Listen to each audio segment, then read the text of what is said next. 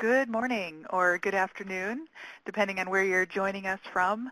My name is Sarah Joe. I'm Manager of Capacity and Leadership Development at the Foundation Center, and welcome to today's webinar, Crowdfunding in the Arts, How to Add This Essential Tool to Your Fundraising Mix.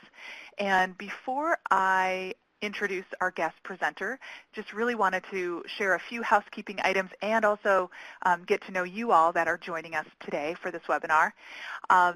First, you can enter your questions for our presenter in the Q&A box on the left-hand side of your screen, and then you can also download the slide deck in the upper left-hand corner of your screen as a PDF and take that with you. We are recording our session today, and we also hope to post it to our website, grantspace.org. And I suspect, some of you might be new to us in joining the Foundation Center and new to our work. And just a little refresher, the Foundation Center is a national nonprofit organization, and our mission is to strengthen the social sector by advancing knowledge about philanthropy in the United States and around the world. And one way we accomplish our mission is through educating thousands of people every year through a full curriculum of training courses. And we offer our training courses in both the classroom as well as online, like today. So you can find our affordable classes that cover funding research, proposal writing, grant makers and their giving, as well as related nonprofit management topics like today's session on crowdfunding. And so today's program is actually part of our Funding for Arts Month programming, and just want to say thank you to the James Irvine Foundation for their Funding for Arts Month sponsorship. And feel free to access even more fundraising resources for the arts by visiting GrantSpace, and that URL is on your screen. Well, again, thanks all of you for joining us. I want to get to know, as well as our presenter, and you probably want to know who else is in the room with you today, our virtual room. Who's joining us? Let us know. Are you a visual artist? Are you multimedia artists? Performing artists, literary artists, traditional artists, and I'm sure I missed someone. Maybe you're with a nonprofit organization. Maybe you running a nonprofit visual arts organization. So feel free to put yourself in one of these boxes or other. Looks like a lot of you are in another box. So we will get to know you a little bit more shortly. Thank you so much, and I went ahead and shared these results so everyone can see who else is with us today. And let's see, I do have another question for you, and this is going to be related directly to our topic today, so let me pull that up. Thanks for playing along. We are curious, how much experience do you have with crowdfunding? Maybe you don't have any experience. Maybe you've launched one campaign in the past, and then maybe you have a few under your belt. So where are you on that spectrum?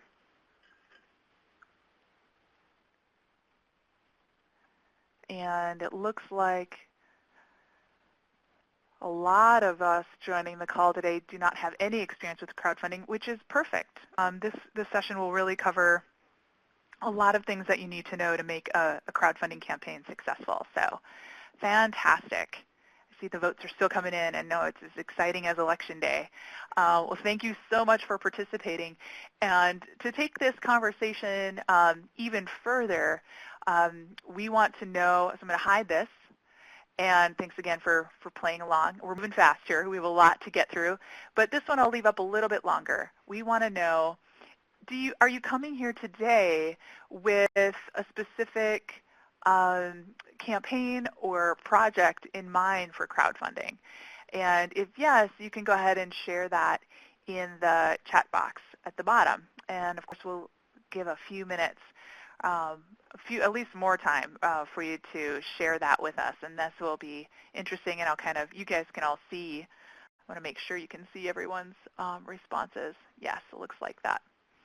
Ooh, Kathy's looking for fundraising for library expansion campaign. And just so you know, our presenter is also reading these and excited to learn about why you're here, what your expectations are, or what some of your ideas are for fundraising via crowdfunding. Isabel wants to start her own theater company within the next few years. And Angie's looking at a capital campaign project. Excellent. And it looks like another Kathy, lots of Kathys, fundraising for a World Music Concert Series. Well, these are such great ideas, and I want to go to the World Music Concert all of a sudden. Really, really fun. And fundraising for a kids' book festival, says Melissa. So this is really interesting for all of us to learn a little bit more about what our interests are and what we might be raising money for to make our world a better place. Fantastic. Thank you all so much. So we appreciate you sharing, and I'm going to go ahead and just make this a little bit smaller so that we can still see what people are doing. So don't mind me. I'm just making this a little bit smaller so we can just shove it down there in this area. Perfect. So those are still coming in. And while you're chatting, I do want to ask you to join me in welcoming today's guest speaker, Dana Ostomel. She is the founder and chief gifting officer at Deposit a Gift. Deposit a Gift is a crowdfunding platform that allows anyone to easily create an online fundraising campaign for any organization, any school, or personal need. So she's a marketing and branding expert with over a decade of experience developing integrated marketing solutions for household brands, names that we all have heard of, Snapple, Century 21, Home Depot, MasterCard, and she left that career to launch Deposit a Gift around 6 years or so ago. And since then, she's really been advising organizations, schools, and individuals like all of us on this call today on the best approach to setting up and marketing a crowdfunding campaign. So I'm going to go ahead and ask Dana to take it away. I'm going to go ahead and unmute you, Dana, and you're all set. Thanks so much for joining us today. Hi, everyone. Thank you so much, Sarah Jo, for the kind introduction. Hi, everyone. My name is Dana Ostomel, as Sarah Jo said, and I am the founder and CEO of Deposit a Gift. We are a crowdfunding platform that you can use actually for all of the different ideas that you guys have been putting into the chat box that Sarah Jo just closed. And I was really happy to do the poll just up front. It's wonderful for me to know where you guys are at. So what we're going to do is I don't want anyone to feel silly, not knowing much about crowdfunding. So my goal with this presentation is to really demystify the process for you, right? Break it down. I want this to feel doable, and I want you to have like marching orders, right? That you can walk away from this and say, okay, I get it. I know what I need to do. You guys are all working on really interesting projects, and those are actually all the different kinds of things that we support. Obviously we're not the only game in town. You've probably heard about other sites, and what we try to do is keep this presentation as agnostic as possible, because what I'm trying to do is really just educate you on sort of the basics of what crowdfunding is, and then launch into the meat of the presentation, which is about effective setup and effective marketing. But we will be using case studies from our site. Would love for you guys to know, how people go about it. And you're going to be able to download the presentation. I think Sarah Jo gave people that instruction. Our contact information is there, and you can also get it from Sarah Jo at any time. We would love to be a hands-on resource to you. So with that, I'm going to take it away. Knowing that people on this webinar probably range from individuals, fundraising, as well as, nonprofits. I thought it would be good to just kind of start off and talk about, is crowdfunding right for me, just to help you evaluate, because it is a lot of information to sift through, right? And so we want to help you kind of break that down, and I want to help you understand how to run a successful campaign. Also, there is a Q&A process. I think Sarah Jo told you that you're welcome to put any of your questions into the chat box. We're going to try and save those to the end, and then that way we can go through and we can talk about any projects you're working on, any specifics. I do give this presentation frequently to different kinds of audiences, nonprofits, individuals, schools, religious organizations. So I've tried to incorporate a lot of the questions that people ask, so we hopefully cover everything for you today. So with that, I'm just going to dive right in. And because this is Arts Month, we have built this presentation to be focused on artists, right? Individuals and organizations. So, just to start, here's a question. is this enough? Can you say, hey, I'm an artist, can give me money? You might be chuckling to yourself, but this brings up one of the big myths in crowdfunding, right? Because it's starting to be this buzzword, and it's kind of starting to take off, and you may be seeing, in social media and in email, people soliciting you to support their campaigns or reading about it in different press publications. I think one of the things that misleads people is that it makes it seem like it's this sort of easy magic bullet. I'm just going to slap something up and say, hey, I need money, and the internet will shower me with money. And you might chuckle because that's sort of an exaggeration, but I think what it does is it sort of undermines the idea that there is a strategy to how you do something like this, especially for the kinds of campaigns you guys are talking about. Just to kind of break it down really from where my area of expertise comes from and the way crowdfunding works in general, we are a website that you can use to raise money for anything. So we've got two main audiences. We've got organizations who use us, right, nonprofits, schools, religious organizations to raise money, and then we've got individuals.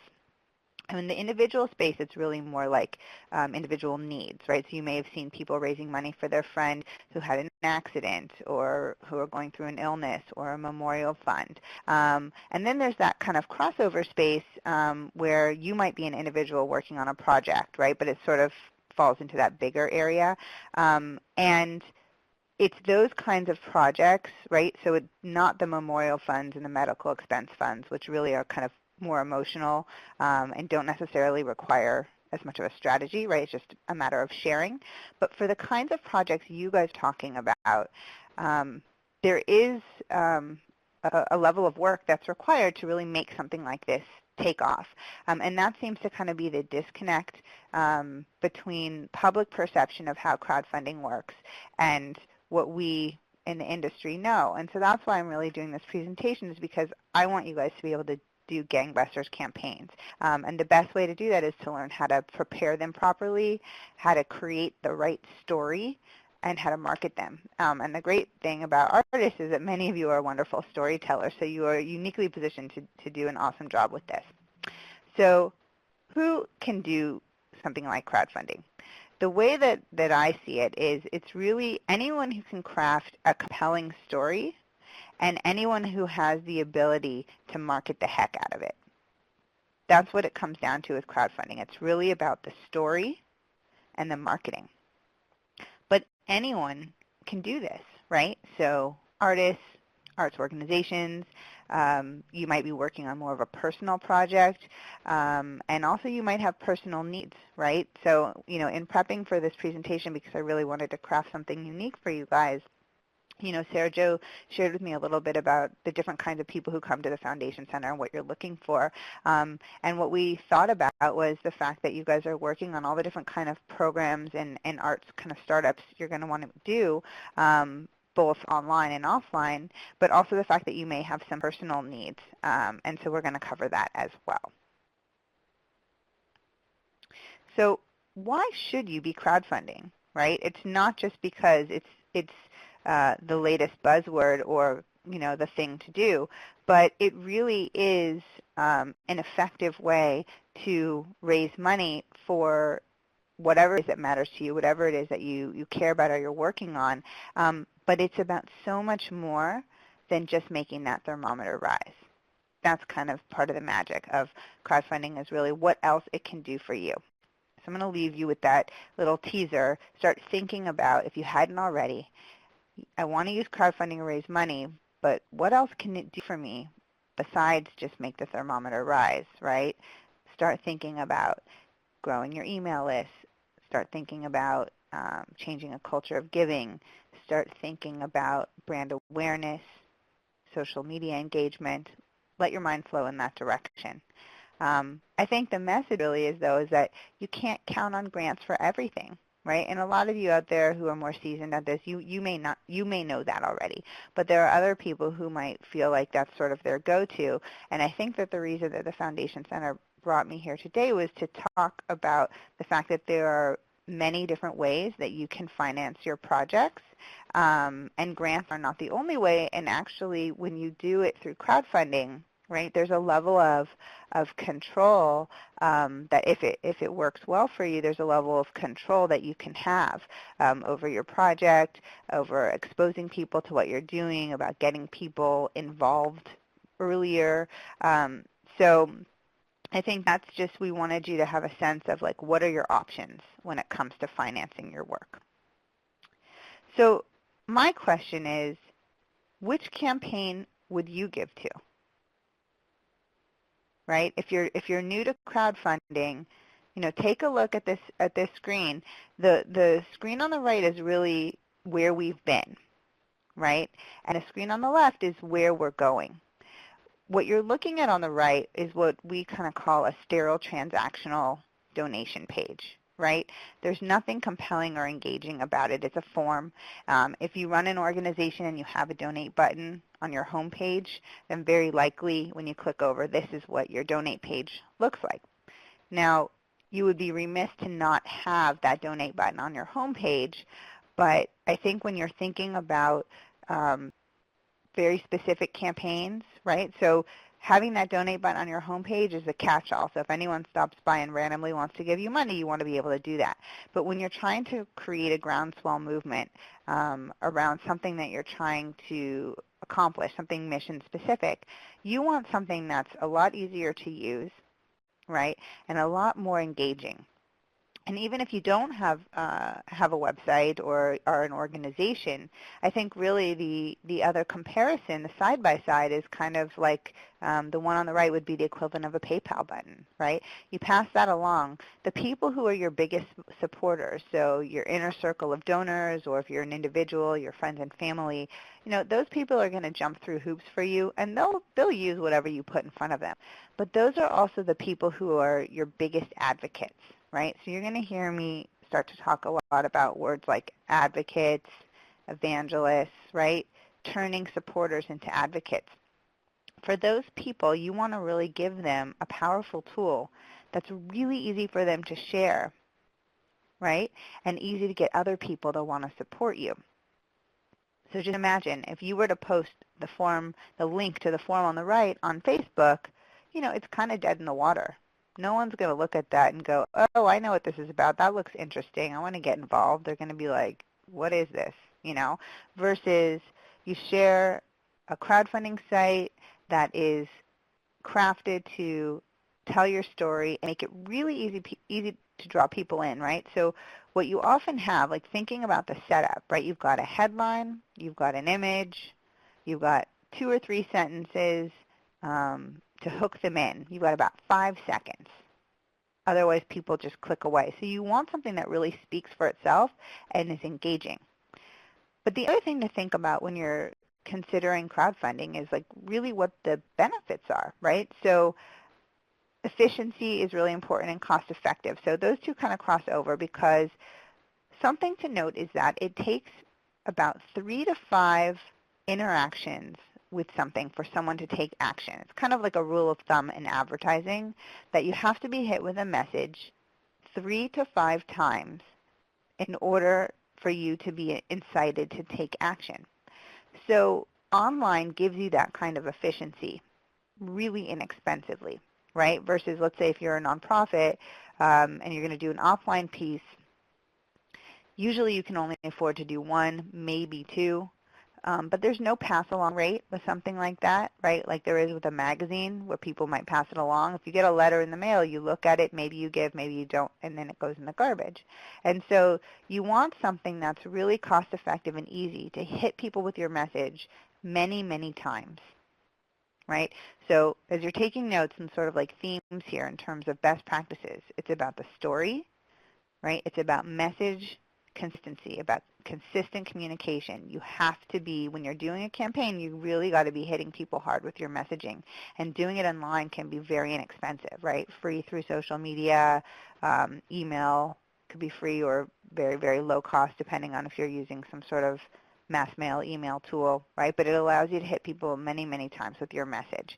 And it also allows you to leverage your social network, right? And virality is not really something that happens by accident, right? So you're going to be strategizing a bit to figure out how are you going to galvanize your people to want to share your message, but you have a much bigger chance of that happening versus it happening offline.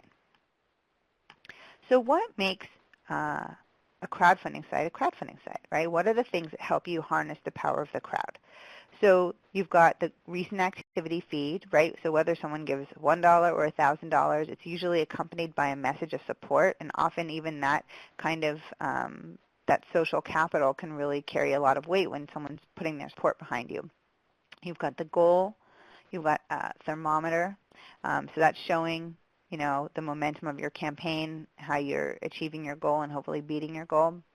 And then also you've got built-in social media tools, right, that make it really easy for someone to like your campaign and tweet your campaign, etc. And so one thing that I think is kind of like a funny analogy about crowdfunding is that it's kind of like high school, right? People want to be doing what the cool kids are doing. Really what that translates to is that people want to be involved in what other people are involved in, right? And so when you're running a crowdfunding campaign, your job is to make your campaign seem as popular and active as possible, right? And this is not like a bad connotation. It's really put yourself in the shoes of someone who's considering parting with their money, right? You want to give to something that seems like it's going somewhere, right? That's active. You don't want to give to a campaign that seems dead.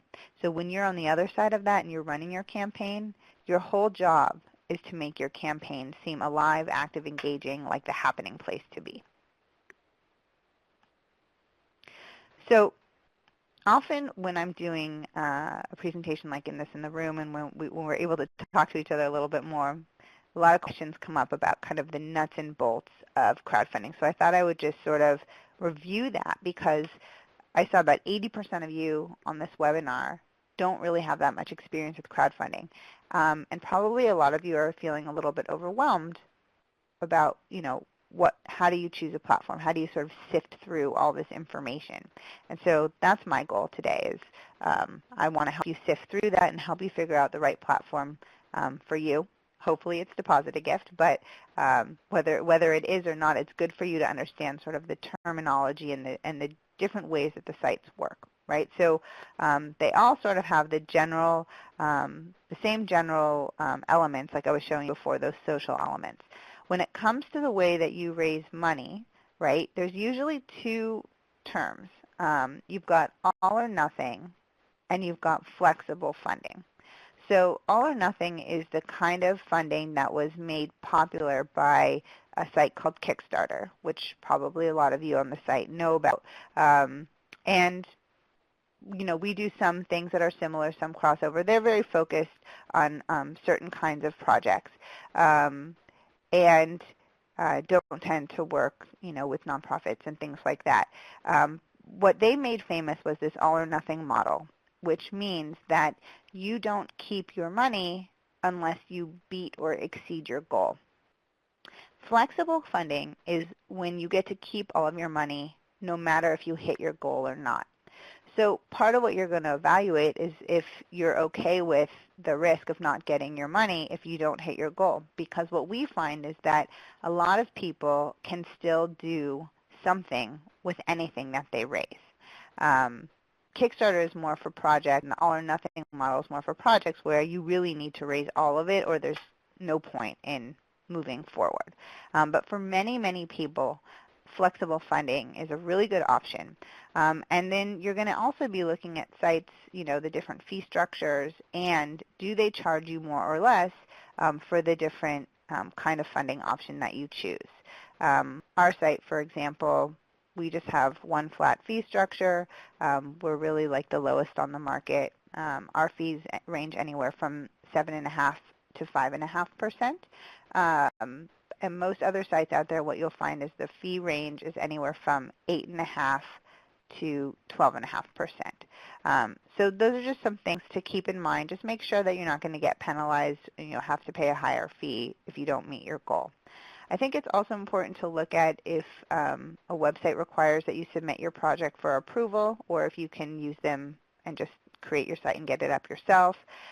There are also sites out there that restrict the time frame that you can have your campaign up, and others that do not. So we're a site that does not restrict you. So you really have a lot of flexibility. We will be talking in the marketing section around this idea of creating a sense of urgency.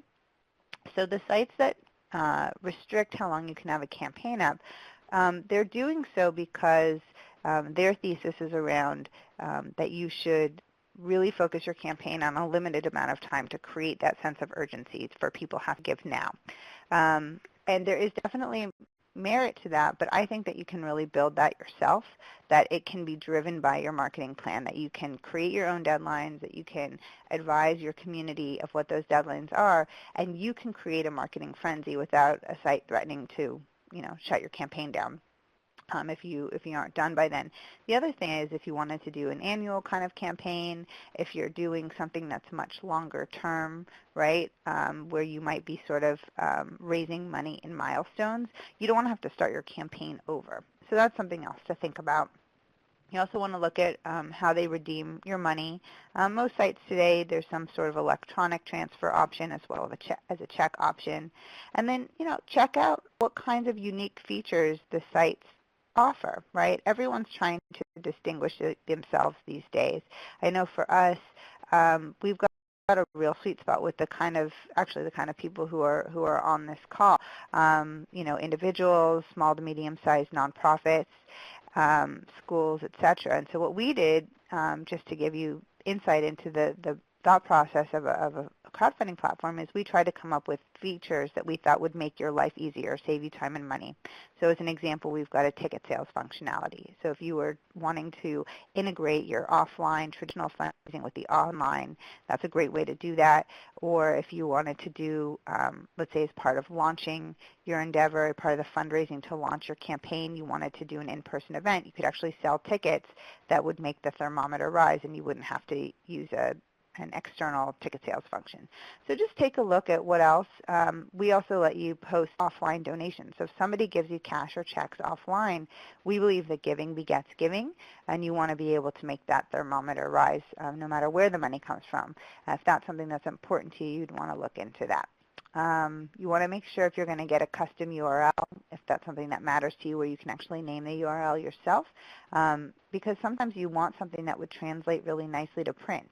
Right? I mean, your best ROI is going to be online, obviously, to try and get people to give immediately. Posting on social media and through email is a great way for people to click, give, and go, and then, of course, share. But if part of your charge is engaging people who may not be active with you online or in social media, then I think that you don't want to count those types of marketing tactics, right? Postcards, business cards, flyers, postcards, text messaging, anything you can do to drive people online. And so having a custom URL that translates really beautifully to print is important. And then also find out what kind of technical and customer service support you're going to get. We're super hands-on. We want to make sure you're setting up your site in the most ideal way possible, and also that you have help with the marketing. We find that a lot of times the marketing is really the intimidating factor for crowdfunding, and yet that's one of the most important parts about running a campaign. And so we want to break it down and make it really easy for you, and that's why we're here today talking about that. My goal is for you to walk away and feel like, okay, I get this, I understand the steps, and I feel ready, like I can do this, right? We don't want you to feel discouraged. So just to kind of break this down, so that you kind of see what a full-fledged crowdfunding campaign looks like. Everyone's got kind of a different layout, and like I said, the goal, the thermometer, the recent activity feed, the social media buttons, those are endemic. And then they're going to have different layouts.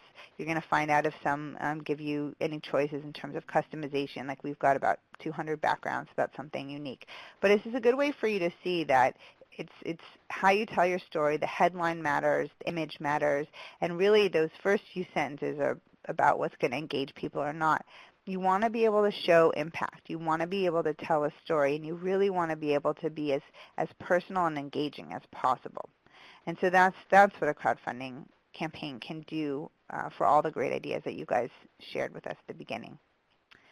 So what makes a campaign successful? I think it's always interesting to kind of stop for a minute and talk about these myths that hinder success. We touched on them for a minute, but I think the key thing is really for you to take away is that this is not a set it and forget it kind of thing, right? You can't just build it and expect to turn it on and then the internet is just going to start giving you money. You drive the campaign, right? If you're taking notes, one thing that I like to say is that crowdfunding is a tool for you to work your network, right? It's really about you working your network. And if you read stories online, I mean, you'll find that some people, spend a great deal of time before they launch their campaign getting their network in order, making sure that everyone that they know knows they're doing this, making sure that they're touching base with people that they haven't talked with for a while, putting them out into the Twitter sphere, right, and making friends through hashtags with other people and organizations who are talking about things that you're interested in that relate to your campaign so that they know about it. So you really want to make sure that you hold on to that responsibility for driving the campaign forward. And if you get random people giving to your campaign, that's amazing, and it can be a credit to how well you're doing your PR. It can be a credit to how well you've motivated your network to tell their friends, right? It's really about getting to your friends. And then if you do get someone to give to your campaign that you don't know who they are, that means you've done your job well. But it doesn't mean that these things happen by random chance, right? When you hear those stories in the media, those are very few and far between. And sometimes it's not even true. I mean, you should know that. Sometimes you'll see a campaign organizer getting interviewed, and they'll say, I don't know what happened. The campaign just took off. And they act like they played no role in it. And I think that it does a real disservice to people like you who are interested in trying this yourselves, because it can be discouraging, demotivating, or unempowering, because you may not plan properly, thinking that you can just sort of rest on your laurels and that will happen to you. So if it happens, fantastic.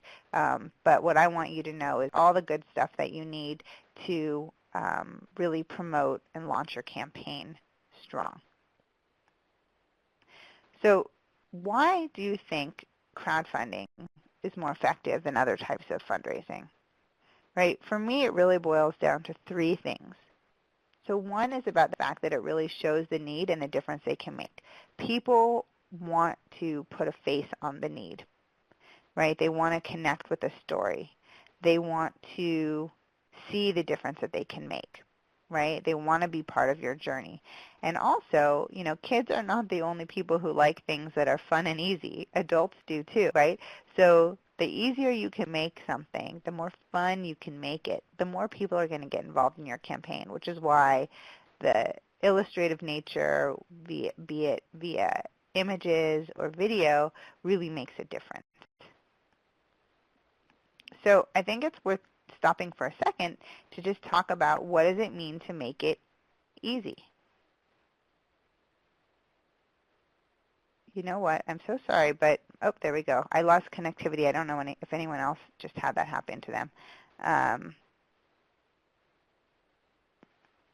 So I'm just going to jump back into this slide. I don't know if anyone else had that problem, but my screen blipped for a second. Okay, so what does it mean to make it easy? So if you're an organization, often what you'll find is that, the donate button is often hidden, or you have to click on it and click to another page and to another page. You don't want people to have to click a million times to find the page. And whether you're an organization or an individual, people shouldn't have to read anything that they don't want to. People have limited attention spans.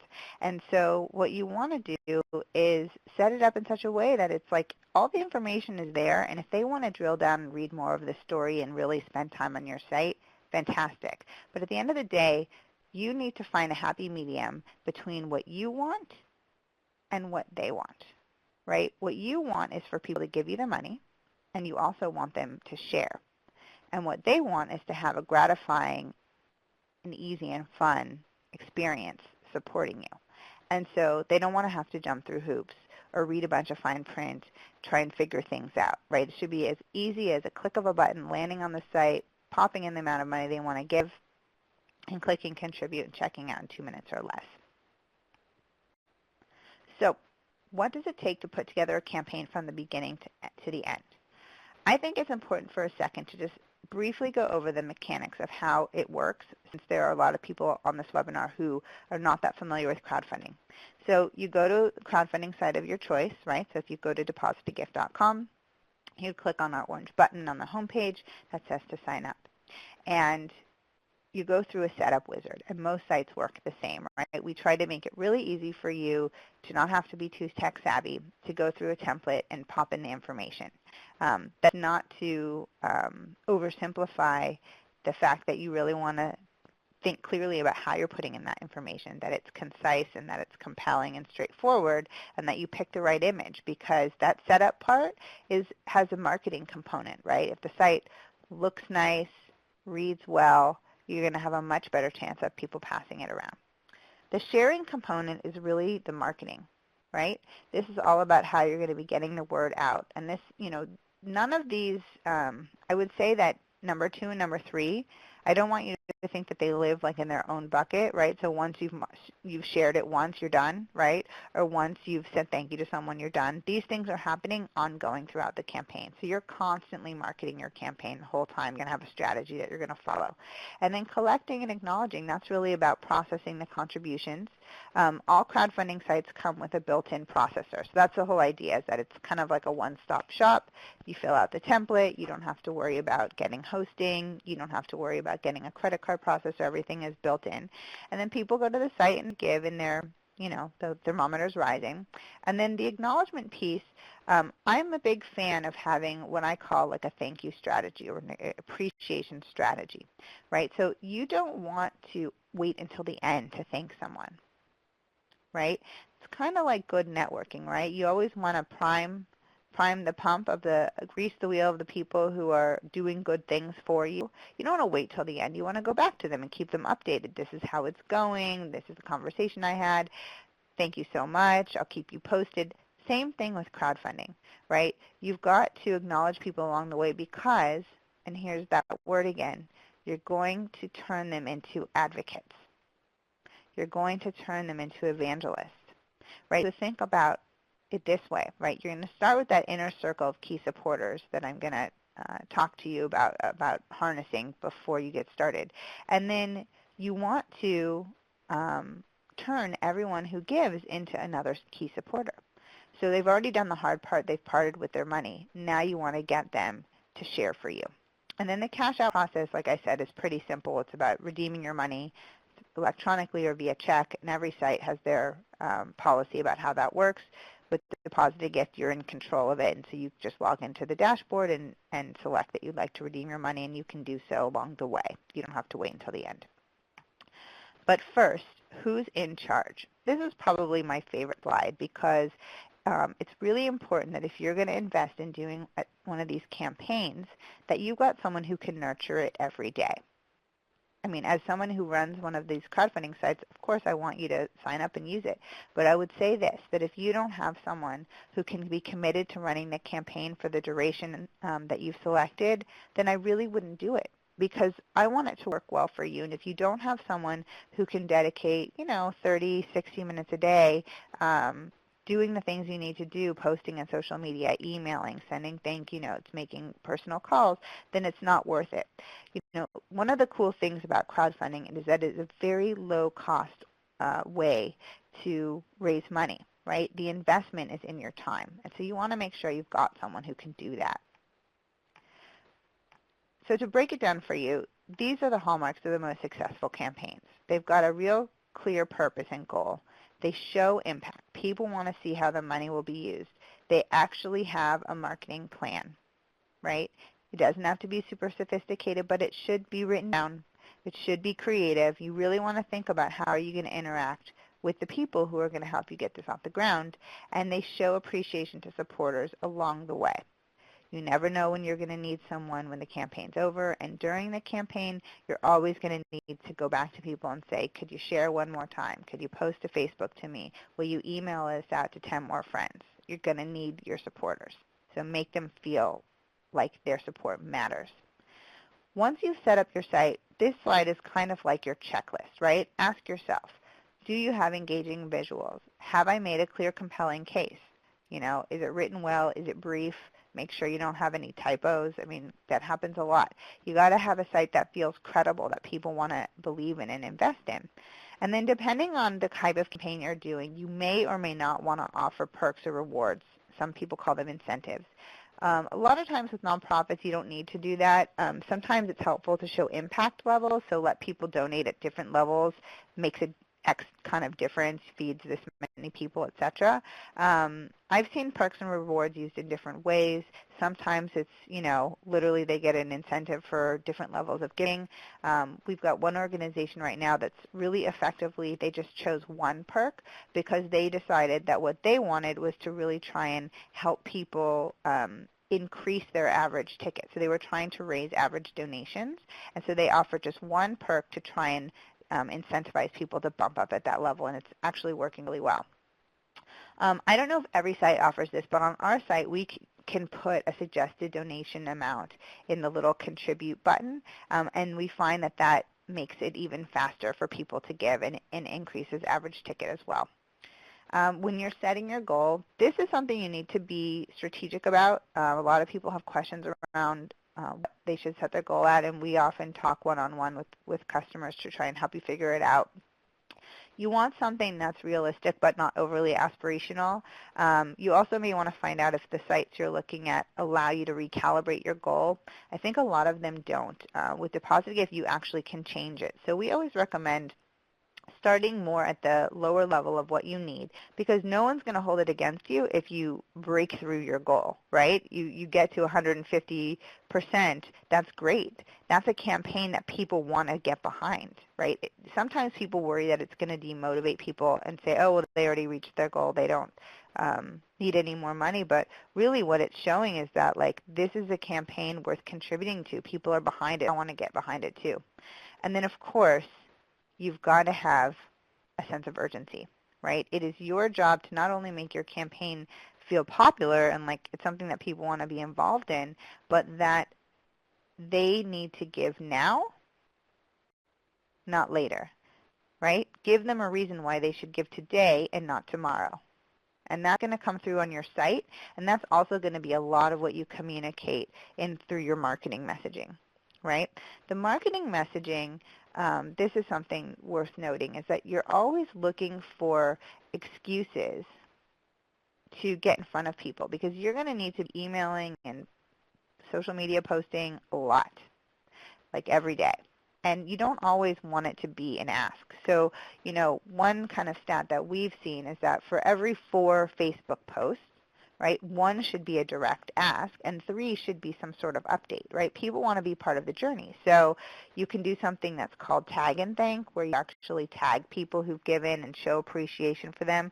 And that works great because it's a way to acknowledge them. It also applies subtle social pressure that gets other people to give. Right, you can give people updates that you're really close to a certain milestone, or that someone just got you over the 50% mark. You can motivate people with matching gifts, right? So part of that strategy about how do you set your campaign up for success to look like it's got some momentum. Like if somebody says to you, oh, I'm going to give you $1,000, you might say to them, you know what, would you mind waiting to give that during week 2, right? Because I'm going to need a big announcement to make. Or you might use that and say, I'm going to tell people that an anonymous donor is giving us money, giving us $1,000 if we can raise $1,000 in 48 hours, right? So do you see what I'm getting at is you're looking for excuses to share and get in front of people. These excuses are ways to acknowledge people and appreciate them. These are ways to create motivation and sense of urgency. So, oh, sorry, the little animation got a little funky here, guys. I was talking before about your metrics for success, right? This is really important because this is going to feed how you decide to set up your site and also your marketing, right? So you're trying to raise money, but what else can your campaign do for you? This is one of the coolest things about crowdfunding. So you can use it to grow your email list, engage new donors, recruit a new audience. It can be a PR stunt. It could be pre-sales if you're doing something like selling your art. It could be about changing the culture of giving. That maybe you're going to say, oh, we've got really old donors and no one's really giving online, and this might be a way to motivate them to do that. I had an interesting experience a few years ago with a site that, we did a debrief on their campaign, and to be honest, I was kind of worried. I didn't think they raised very much, and I thought, oh goodness, they're never going to want to use us again. And I learned a lot that day that I like to share with you. So one of the things I learned is that they were quite happy with the amount of money that they raised. So it's all relative, and I think it's important for you to have an understanding with yourself, or if you're part of an organization, of like what would be a successful raise to help manage expectations. But the other piece of it, she said, as important to me as the money was, I was trying to achieve two things in our organization. And one of them was about engagement. And she said, with this campaign, 50% of the people who donated had never given to us before. 50%. So she said, I'm thrilled because I engaged all of these people who've been sort of passively following us on social media or passively following us on our newsletter and never took action, and they took action with this campaign. And the other piece, she said, I'm trying to change the culture of giving. And the other 50% of people are regular supporters, and they engaged in this way. And we think also that we can credit part of their sharing with getting the new people. So we're really excited. So I think it's really important for you to be able to figure out, how you want to set your campaign up, what else are you trying to achieve, to manage people internally. And I think also because it's important to know that, social media is not a flash in the pan. Crowdfunding is not a flash in the pan. This is something that's growing.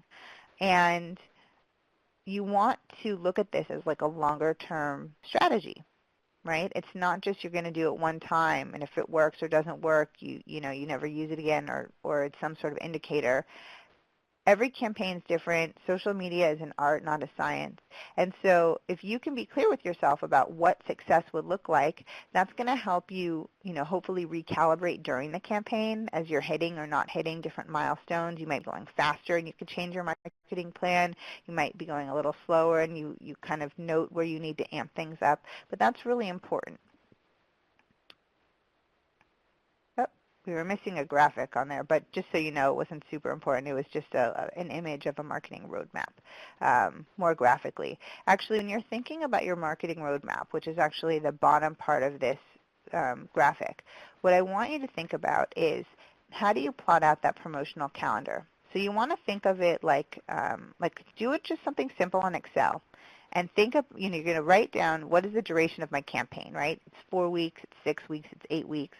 You want to account for a soft launch period, which is the part before you really share this with the public, where you share it with some inner circle people to get them to donate in advance and give you any feedback.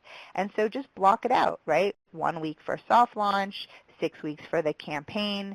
These are the things I want to see happen each week, certain percentage raised, certain number of people giving, certain number of press hits, plot out how many email blasts you want to do a week in social media, and that way you're going to have a roadmap to drive your campaign.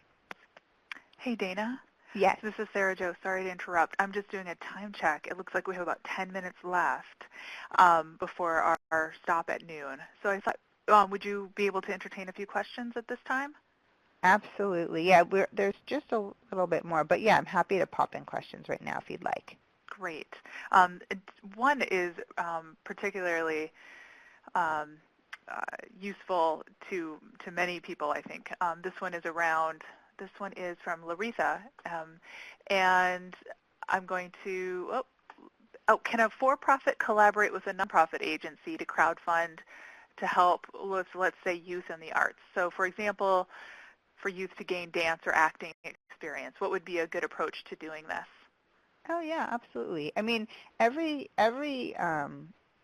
can really crowdfund. I think part of it is just looking at it, the platform you choose, if there's a requirement, if you're a nonprofit or not. Like with Deposit a Gift, anyone can do it. If you want to give people the tax write-off, then I would say you sort of would do it under the umbrella so that the nonprofit would be the fiscal sponsor. But then it would really just be about co-branding it and partnering on the messaging and setting it up. Great. And then another question is here from Carol. What if she's interested in in-kind gifts, like donated theater space? Can she do that as part of the campaign as well, or how does that work? So crowdfunding is really about raising money online. We've got a donation registry function where people can give money towards things like that, so it's a cool way to actually itemize those needs. But if you wanted people to actually give you in kind, that's not so much crowdfunding, but what you could do, like at least on our site, because you can create a bunch of extra pages and you can customize the titles. So you could create a tab that says, donate in-kind gifts, right? And then they could click to that page and you could list the things you wanted. You could even create a link to a Google Doc where people could basically sign up to donate you in-kind things, but that's not going to move the thermometer. And that's pretty standard across the board. Great response. And there's another question. Oh, Susan, great question around how many, do you have statistics on how many donors are new through crowdfunding campaigns? Is there any stats on that? New through to giving to people's campaigns?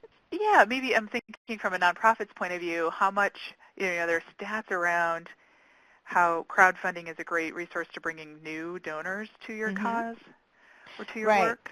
Yeah, well, and that was the story that I was sharing, and maybe she posted that beforehand. With that one organization, it was a 50% shift. But a lot of it hinges on how good of a job do you do of working your network to get it out there. What they do say is that only about 5% of the population even really knows what crowdfunding is or how to run campaigns. So this is like a really wide open opportunity to wow your constituency and engage them in a new way. Fantastic. So I wanted to get some of those questions posed to you given the few minutes we have left. And Janet's asking if the webinar will be available on grantspace.org, and it sure will be. So we are recording this, and we'll post it to GrantSpace, so look for that posting in the next week or two. Excellent. So with 7 minutes remaining, I know I see a few more slides, so that's why I wanted to also make sure we're on track to get through everything. Okay, great. So Is it okay if I keep going? Okay, yeah, of super. course. Thank you. So this slide here, guys, is what you're going to ask yourself when you're putting together your marketing plan, right? So thinking about your target, those key influencers. So I'd like you to think about your target market as like a bullseye. So you're going to have that inner circle of key supporters, and you've got your mass audience. You're going to be trying to motivate those inner circle of key supporters to help you spread the word. And as you communicate with your mass audience, you're going to be trying to turn them into supporters. One thing that I often find is that people mistake the term like the crowd in crowdfunding for it to be only mass messaging. And what you want to think about is that crowdfunding is really a tool. It's a relationship tool, right, that just makes it easy for people to spread the word about your campaign. But at the end of the day, people do things for people who ask them to. People give to people who they like and causes that they like and are engaged with. And so you want to use this as a way to really engage sort of those ground level supporters, and that's going to give you that one-to-many approach. All right, so this is what the whole cultivating your network thing is. I was speaking the other day, and someone was talking about their experience doing their campaign, and they said that, they went through all of the people that they were friends with on Facebook, and they thought to themselves, oh, most of these people won't give. And when they started promoting their campaign, they were shocked at sort of the long-lost people who came to life to give. And so I think that's something that you want to think about is you don't want to underestimate your network and who you know. And you don't want to be this guy. You don't want to be a one-man band. So think of yourself like the conductor of the orchestra, right? And the musicians are the people who are helping to beat the drum for you. So you really have to figure out who are going to be the people who are going to kind of be on your team. You're still the leader. You still have to nudge them along, but you want to have people to help beat the drum for you, especially during this soft launch period. So the soft launch is the period right before you go mass. We say don't launch with a zero balance. Giving begets giving, and so you want to have that thermometer rising before you go public. Use this as a moment to email the people you know you can count on to donate and ask them to give right away. And you can also get feedback, fine-tune anything. If you're going to be doing any press outreach, this is a great time to give exclusives. But the really, really key thing is building momentum from the start. So you want to have a milestone for yourself, like you're not going to launch unless you're at 10% or 15%. So that's really critical. And when you're considering perks, if you decide to do them, just make sure they're manageable. What we find is that sometimes people are overly ambitious and they don't realize that their perks don't have to be so crazy intricate as they think. Try and have as many be like the least amount of manpower or woman power possible, and easy to get off. And then lastly, you want to make it really easy for people to share, right? People do things when they're easy, so write scripts for people to email to their friends. Create a schedule for yourself to remind people. Have a thank you script in a can that you can email out every day. Have a press release link ready that you can give to your friends who have media contacts or blogger contacts. This is just an example. You guys can take a look at it afterwards of someone who did a great job with their campaign, really doing all of these components to create a groundswell and raise a lot of money in a short amount of time. And then the appreciation strategy is what I've been talking about along the way, is that you've got to turn people into advocates, so you've got to make sure they feel appreciated along the way. Before we wrap up, what I wanted to show you is how artists, nonprofits, and schools are using crowdfunding. So one thing that's unique, like I said, is that we've got a ticket sales functionality, and so these campaigns use that. And it's a great way to get people to your site and then upsell them for incremental donations. You can use it to save specific programs, like an art program. I don't know if any of you guys know Secession Art in San Francisco. Actually, this is a campaign that's just getting off the ground. It's really cool. She's moving to a new space. Land and building campaigns, matching gift campaigns. You can have people help you with service projects. You can have them help you, build a science lab. If you're trying to put on a conference or a retreat, you can crowdfund that. And then the other piece of it also is if you're going through anything where you're struggling, right, or somebody you know is struggling, you can use crowdfunding for things like medical and personal crises and memorial funds. These are more like a rapid response mechanism. They require less of a marketing strategy per se, but they are a wonderful way to help the people in your community. So we can take a couple more questions with the last 2 minutes. Thank you so much, Dana. There's some more great questions coming in. And I'm wondering, this might be on a few people's minds. Chris asked this question a while back. Let's see if I can find it and bring it up.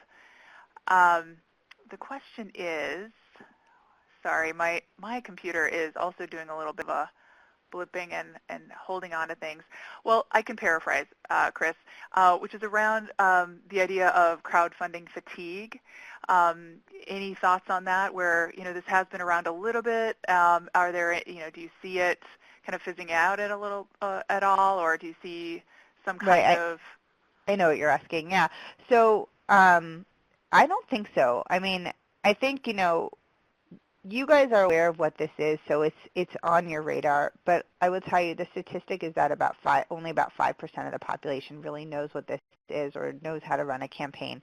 There are a lot more people out there to be tapped to support you, but it's also just that people, this is where things are going, right? We are all socially networked now. We were already networked before. We've been growing our network since we were born, right? But social network makes it so much easier to connect with people and have people get involved, from all walks of life. So we don't see it fizzing out. It's really just kind of ramping up. I mean, that's the cool part. You guys are entering this at a wonderful time. Great. And I went ahead and forwarded the slide to ask for your feedback about this webinar session and let us know about other topics that you'd wish to participate in. And if you want to connect with Dana and get some of your particular questions answered around that platform Deposit a Gift, please feel free to contact her. And then Angela was also asking about the slides and this session. And because my computer's not letting me respond, I do want to just share that information with everyone, that you can download the slide presentation, which includes Dana's contact details and website, in the upper left-hand corner of your screen, and the slide deck is available as a PDF that you can download and take with you. And then we are recording this, and the recording should be posted to grantspace.org within the next few days or a week or two. So look for announcements from us on that. We probably might even put it on the front page, right? So it'll be easy to find, I promise. And then lastly, in wrapping up, I really just want to share with you that around this conversation of crowdfunding and really online fundraising, we do have a webinar series coming up with expert John Kenyon on this very topic, a 3-part webinar series, online fundraising and engagement. So what does that look like? How do you build more of an online fundraising campaign, or how do you really retool your website or think about mobile strategies in engaging your donors or prospective donors? So take a look at that. And just a big thank you, Dana, for sharing your day and your time with us today and answering some questions and sharing more about Deposit a Gift. We really appreciate you being here. Thanks so much, everyone. Have a great day. Thank you.